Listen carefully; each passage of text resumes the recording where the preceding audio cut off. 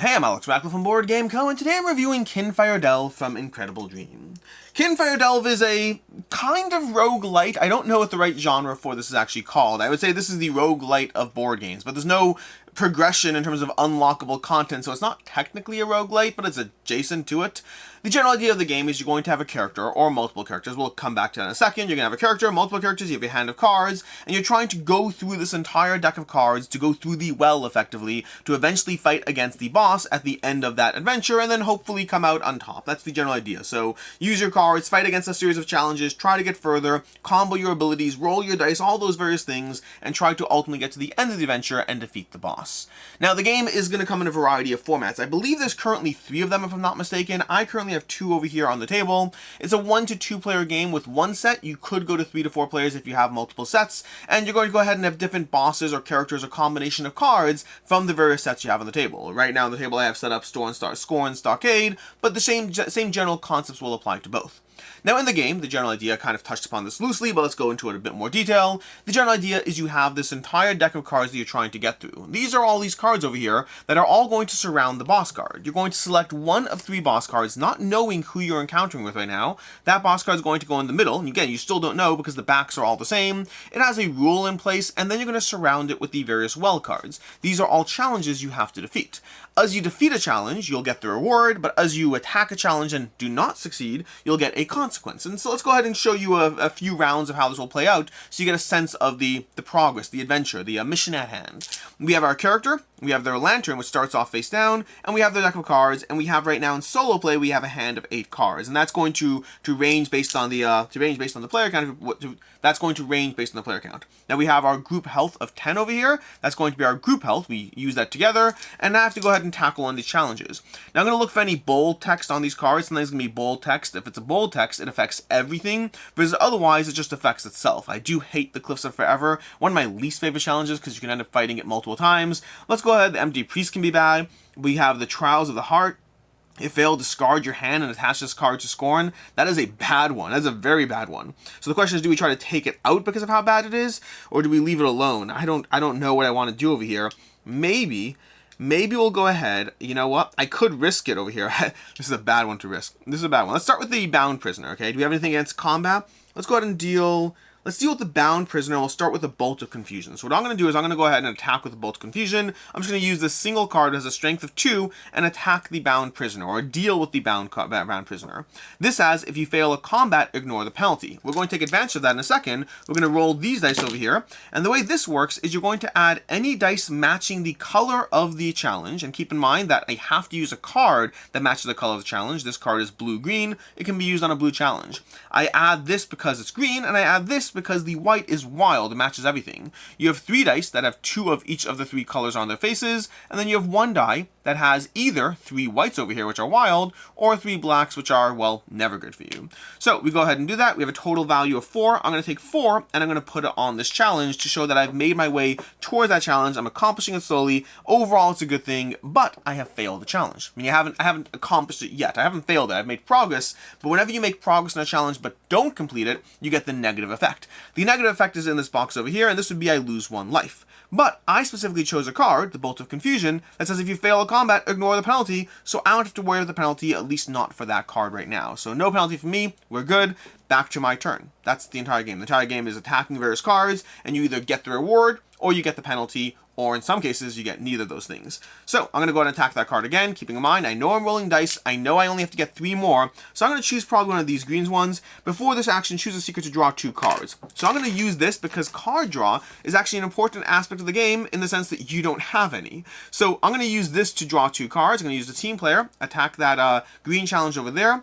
I'm going to draw 2 cards from the deck, and they can be kept or used to boost the challenge. I'm going to keep them because I don't think I need to boost the challenge. I'm likely to roll at least 1 green on these dice. I go ahead and roll, and I got that, which is good enough. That's going to be 3, 1, 2, 3, and I've accomplished this challenge. Now that I've accomplished the challenge, this is the way it's going to play out. We're going to go ahead and discard this card. It's gone. I've already benefited from its effect. We're going to look at this card, and this card is going to go to the discard pile, where there already starts off with a few cards there. We're going to put that card, as well as 3 more. Most of the time when you accomplish a challenge, most of the time the reward is you get to go deeper into the puzzle. You get to go deeper into the well, and get rid of that card, as well as 3 more cards from the deck, because otherwise, you might be sitting there thinking, how can I possibly go through that entire deck, especially with no card draw outside of abilities? Which we'll come back to the card draw in a second. A new card will come out, we have a new challenge. There are times when it won't, based on specific abilities. In this case, we have the Courtroom. If failed, attach this card to Scorn. Okay, now attaching cards to Scorn is not good, because it does mean that when we get to the final boss, he'll be more powerful, so we have to be mindful of that. Exactly how he'll be powerful might vary based on the cards. Right now, I'm going to go ahead and deal with the Trial by Heart. Now, the Trial by Heart over here is an interesting one, in the sense that it requires a 7 strength, and I need to go ahead and play this over here, this Haunted by the Past. I'm going to play this to tackle this, because if this one's failed, I discard my entire hand and attach this card to Scorn. Both of those are terrible, especially with a full hand of cards. But this particular card over here is a 5, which is a good news. The tricky part is if I roll a black over here, if I roll this symbol over there, then this card's value is 0 instead of 5. So it's a 5 right now, but it might not be a 5. Now you might be sitting there thinking, okay, great, well then why don't I attach a 2 to it and make it a, definite guaranteed success? And I'm not going to, because watch how this plays out. We'll see. I either get lucky or I don't. But I rolled that, and I did not get lucky. I have a value of 7 in theory, except the problem is this makes this card 0, so I unfortunately can't do anything, which is a problem, because now I'm going to have to discard my entire hand. Except I knew this was a possibility, and I'm taking advantage of my character's ability. My character, Fane Longstride over here, after a Seeker rolls, you may discard a card that has one of these symbols on it to let that Seeker re-roll, then draw a card. So I have 2 chances of re-rolling, which means my chance of getting that black 3 times in a row is slim. Now, getting rid of these cards is not great. They're often helpful for a variety of things, but I'll take a look. I'll get rid of the Battle of Fade, because there's a lot of other color cards. I'd rather have the blue one here. We'll get rid of the Battle of Fade. We'll discard that. We'll draw a new card, and I get to re-roll. So we're going to go ahead and re-roll now and see if I can hopefully not get that white over there. We rolled, and we once again rolled that. So this may not be going as well as I was hoping. I am proving a point, but that point may not go. Oh, we got Intuition, which has another one. So we now have even another chance of potentially getting this right. And we get that and that. There we go. That's your strength of 7. 2 plus 5 is 7. I destroy the Battle of the Heart, and I also Trial of the Heart, and I also get to get rid of 1, 2, 3, 4, 5, 6, 7 cards. That is a big success, because often trying to get one-shot challenges is hard, and so they give you a good reward, but also potential penalty. I did have to give up 2 of my cards over there, but I also get to redraw because I'm using Fane's ability over here, and that's basically the sequence of tackling a challenge. Now you're going to keep doing this, except a few things can mix up along the way. There's all kinds of card abilities. One thing I haven't shown you yet, let's get rid of this card, and then I'll show you one more encounter because I haven't shown you the concept of boosting. When you boost, you can basically discard other cards for their value on the bottom of that card to be able to tackle that card. So boosting is a way to get a stronger number than just the base number. So for example, if we're tackling this card over here, I'm going to go ahead and use this, we're going to use the Mana Strike, +1 per card in your hand. So we're going to get a benefit from this one. It's going to give us +1 for having that. We're going to add Perfect Balance, which gives us +3 versus an obstacle. White means I can actually boost this with any color down here. You'll see sometimes there's a color on the bottom, but I can boost any color on this one, so I'm going to go and do so. So I currently have 1, 2, 3, 4, 5, 4, 5, 6 down here. Because I have 1, 2, I have +1 per card in my hand, and I have 3 versus an obstacle. It's a total value of 6. I'm going to go ahead and roll and see how we do against the Courtroom. Oh, wow. If failed, attach this card to Scorn. We're going to go ahead and we're not taking chances on this one, because my chances of rolling 2, that's tricky.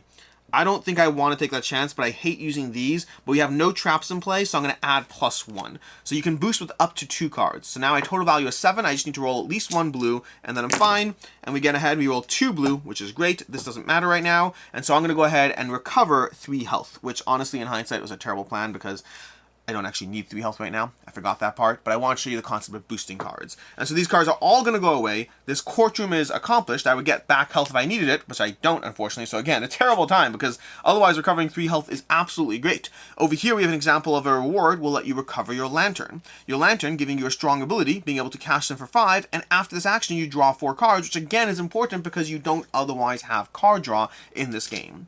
Now, a few other things can happen along the way. You've seen an example of playing cards, of challenges, of successes, of failures. If you fail on a card without having that avoiding failure effect, if I tried Parliament over here and failed, I would lose 2 health. And remember, you only have 2 health, and very few things let you recover health in the game. So again, that's helpful there. But eventually, you're going to run out of cards. Eventually, you'll be down to 1 card. Maybe it's a red-only card right now. It's my only card left. It's a red-only card. All my other cards have been played, and I'm trying to look at the board, figure out what to do. I have my Lantern as used already, so I can't use that to draw 4 cards. So what am I to do in this situation?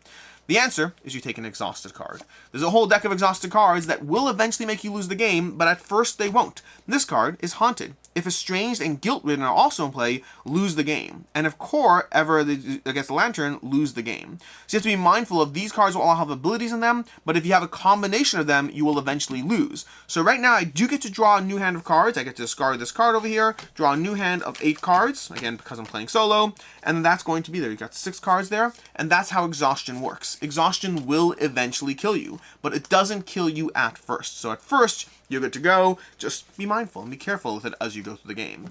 The second thing that will happen is eventually you'll get through to the bottom of this deck, to the bottom of the well. When that happens, you're going to get rid of any remaining encounters in play, any remaining encounters. You're going to put them off to the side, and you're going to flip the boss and surround him with these specific 4 encounters. These are the final encounters. They all have strengths, and you need to go through them. The boss is black here. You can't actually deal with it at all. You need to go through these encounters to be able to tackle the boss. As you deal with these cards, if you deal 13 damage to that one, you will reveal it. Well, actually, this is a bad example. That's the only one that doesn't. As you deal damage to these cards over here, you'll make them vulnerable. You'll make the boss vulnerable to different colors. So once you flip this, now you can go ahead and you be vulnerable to green when you're attacking the boss. And so slowly dealing with these cards, the cards are all going to make your job harder. But as you take them out, you're wasting energy on those cards. You're wasting your limited hand size and cards on those challenges, but you are making him more vulnerable and potentially getting rid of things that are in the way of taking out the final boss. Eventually, once you do that, you try to approach the final boss, dealing as much damage to him as possible with whatever colors he's vulnerable to, and if you successfully do that, you win the game. And otherwise, along the way, if your health goes down to 0, or if you draw too many exhausted cards that combo up to a loss, then you'll lose the game. That is how you play that's how you play Kinfire Delve. And again, this over here is particular Scorn Stockade, but the general game systems are the same between them. Just different characters, different bosses, different cards, different things like that. With that, let's go ahead and dive into my review. A lot more in detail than I planned on going on this one, but honestly, going through the system and the counter gives you a good idea of how it plays out. Let's go ahead and talk about the game experience, starting off with ease of play.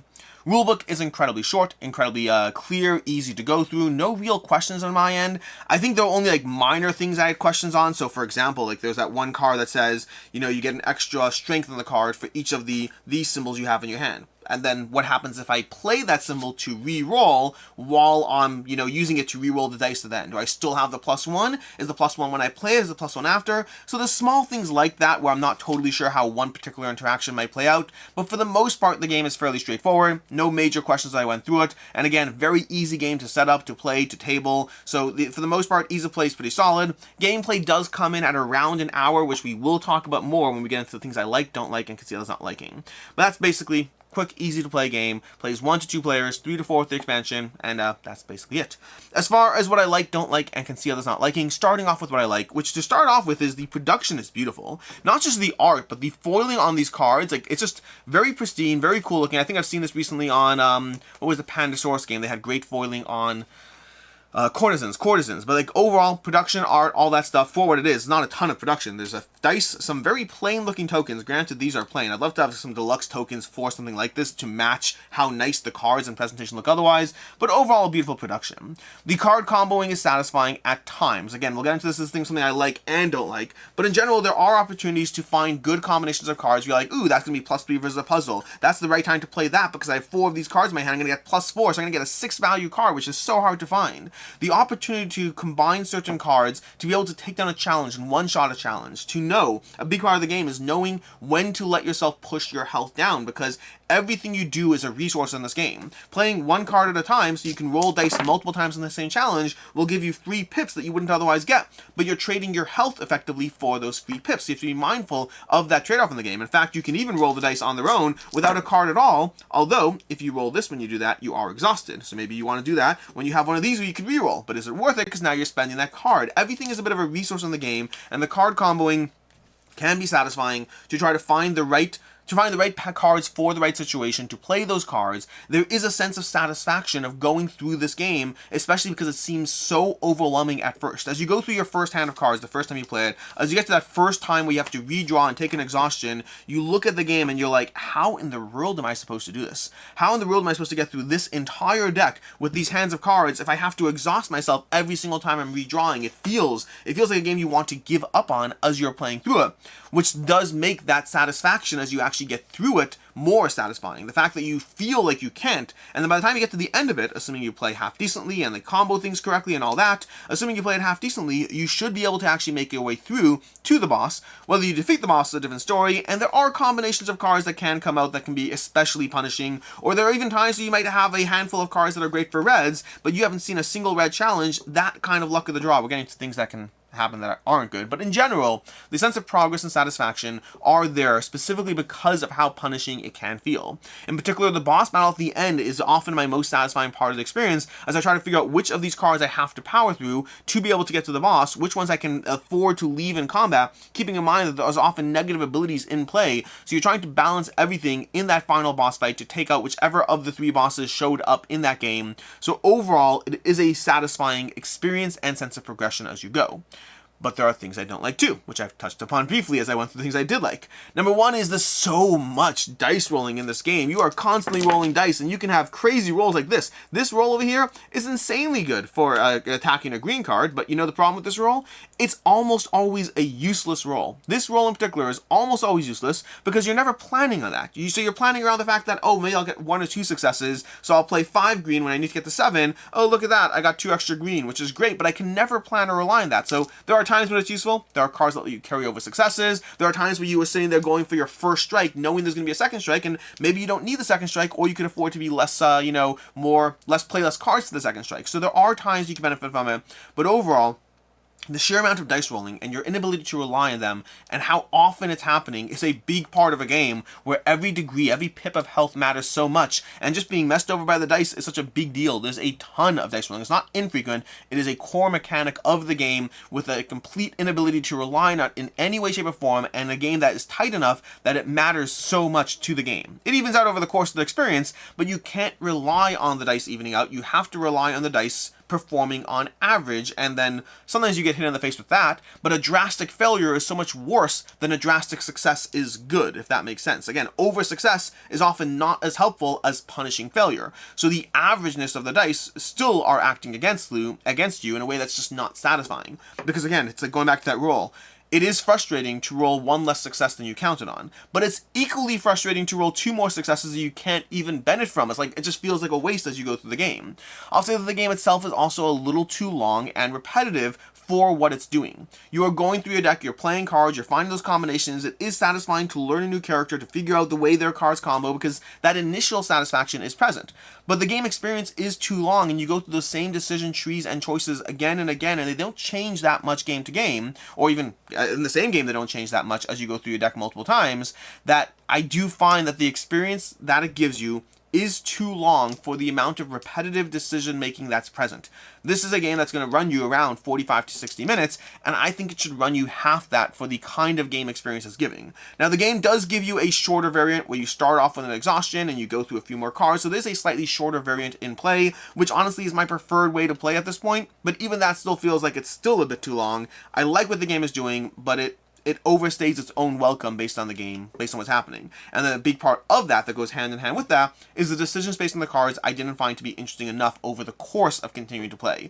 I found it's always fun to try a new character, to learn their ins and outs. If you are playing a 2-player or at higher player counts, and I've only played this at 1 and 2 players, by the way, I've not played a 3 or 4 player game, but if you are playing it at 1 or 2 players, if you are playing at 2 players, there's a little bit more trade-off between the characters and all that. But overall, I would say that the decision space often felt like the obvious choice was fairly there. The most meaningful choices you're making are around when to push your luck or not, or around when to possibly just attack a card with 1 card, taking the damage. So there are meaningful decisions around the economy of the game, but not necessarily around the card play. I'd say the card play, for the most part, felt obvious, I guess. It felt like it was pretty procedural as far as what I'm going to do as far as my cards, versus there is decision space around the resource trade-off of your life or card play, if that makes sense.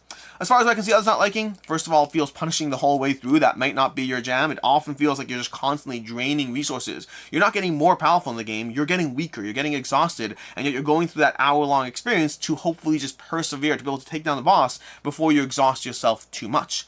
And to that extent, replayability might be limited as well. There's not that much variance. You will not see these well cards every single game. The nature of discarding cards every time you play means you won't see well cards every single time you play, but you won't see a lot of well cards every time you play. So there is replayability in that sense, but I don't think I found those interesting enough to be a core aspect of replayability. And then lastly, again, I touched upon this already, but sometimes you'll have a hand of cards that aren't helpful for the colors out there. You'll have red cards, and red's just not showing up in the challenges. That does happen, especially as you get down to your last cards in your hand. Sometimes you're just stuck with cards that you have to discard, which again, similar to rolling too many successes on a die, feels a bit like a waste. As far as final thoughts on Kinfire Delve, this is an experience that I both enjoy and have critiques over. I've had fun going through this game, and I assume I'll still play it. I also assume it's one that won't stick around forever. I haven't gone through all the characters yet, and I do like playing as the new characters. I haven't seen all the bosses yet, so this is a game I still want to explore a little bit, but for me, I think it is kind of a one-and-done type system. It's a game that as I play each character, get a sense for them, figure out their cards and the combinations and learn them, I think I feel already like I figured out the character by the time I've played it a second time, and so for me this is a game that does have limited replayability while the sense of adventure is present. So again, a lot of things I do like, production, the general sense of progress, the sense of feeling overwhelmed and powering through, there are a lot of things that I like, but also a bunch of things that hold it back from being, well, where I'd want a game like this to be for me. So for me, Kinfire Delve is a 3.5 out of 5. A bunch of good things, a few things holding it back, and ultimately an experience that I'm happy to try, but one that likely will not last forever for me. In any case, recommendations. As far as other game recommendations, first of all, there's 20 Strong from Chip Theory Games, a very similar game system of trying to just use your economy to power through. I found the upgrades and tableau aspect in that one gives you more of a sense of growth and getting stronger in that game, which I tend to like in game experiences, but otherwise they're definitely hitting similar niches as far as your interest or whether these games are for you. And if you're looking for a different kind of solo or two-player experience where you're trying to deal with an overwhelming horde, but in a very different sense, there's Sky Tier Horde, which is a different type of game, but again, follows into the same kind of approach as far as you have your own system, you have your cards, and you're trying to power through a bunch of enemies to eventually win against your, well, AI opponent. Although there's also a 3-player mode where you can play as the enemy, but that's a different story for a different day. In any case, until next time, I'm Alex Radical from Board Game Co. I hope you've enjoyed this video, and as always, I hope you have a good one.